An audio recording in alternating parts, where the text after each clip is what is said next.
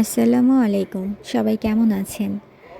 আমি আজকে অনেকের রিকোয়েস্টে বানাতে বসেছি কোরআন শরীফ। আমাকে অনেকেই বলেছিলেন যে আপু ক্লে দিয়ে কোরআন শরীফ বানান। তো আমিও চেষ্টা করছি, যদিও এটা আমার প্রথম বানানো।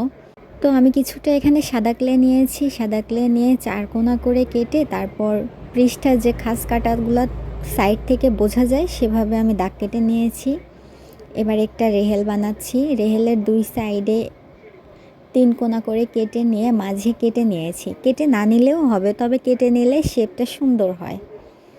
এবার উপরের অংশটাও মাঝ থেকে কেটে নিয়ে ভাঁজ দিয়ে উপরে বসিয়ে দিচ্ছি। দেখুন হয়ে গেল আমার কোরআন শরীফ রাখার রেহেল।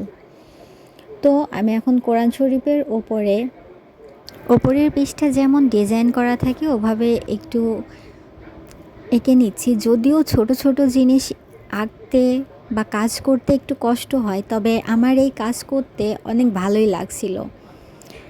আমি ভাবছিলাম যে আসলে কেমন হবে ফাইনাল লুকটা দেখতে।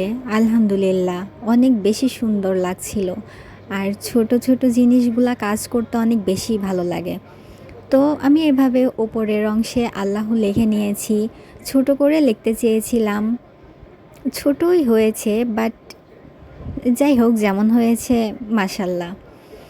এবার চার সাইডে একটু ছোট ছোট ডিজাইন করে নিচ্ছিলাম। এই ডিজাইন করতে যে এতটা কষ্ট হয়েছে, আসলে ক্লে দিয়ে যারা কাজ করে তারাই জানবে যে ছোট সব ডিজাইন করতে কতটা কষ্ট হয়, আর একটা কাজের ফিনিশিং আনতে আরও বেশি খাটনি হয়। তো আমি যথাসাধ্য চেষ্টা করেছি, আপনারাও এভাবে ট্রাই করবেন, দেখতে অনেক সুন্দর লাগে। তো আমি এবার বানাতে চলেছি তসবি। দেখছেন কতটা কষ্ট হয়েছে, ছোট জিনিস আসলে, তবুও কাজটা করতে আমার ভালোই লাগছিল। দেখুন বারবার শুধু পড়ে যাচ্ছিল, এটা আমি ধরেই রাখতে পারছিলাম না। তবে কোনো মতন করা হলো। আমি চাইছিলাম কোরআন শরীফ যেহেতু সাদা কালো থিমের করেছি, তো তসবিটাও সাদা কালোর মধ্যেই রাখতে। এজন্য আমি সাদা কালো বল করে একটা সাদা একটা কালো এভাবে করেছি। আপনারা অবশ্যই কমেন্টে জানাবেন যে কেমন হয়েছে। আর ভিডিওটা যদি ভালো লাগে তাহলে লাইক, শেয়ার আর সাবস্ক্রাইব করতে ভুলবেন না। তো এই তো হয়ে গেল আমার কোরআন শরীফ আর তসবি। এবার আমি কোরআন শরীফটা আর তসবিটা রেহেলের উপর রাখবো। এসব ছোট ছোট কাজগুলো করতে যেমন কষ্ট, তেমন ফাইনাল লুকটা দেখতে অনেক ভালোও লাগে। তো আজ এ পর্যন্তই। আল্লাহ হাফেজ।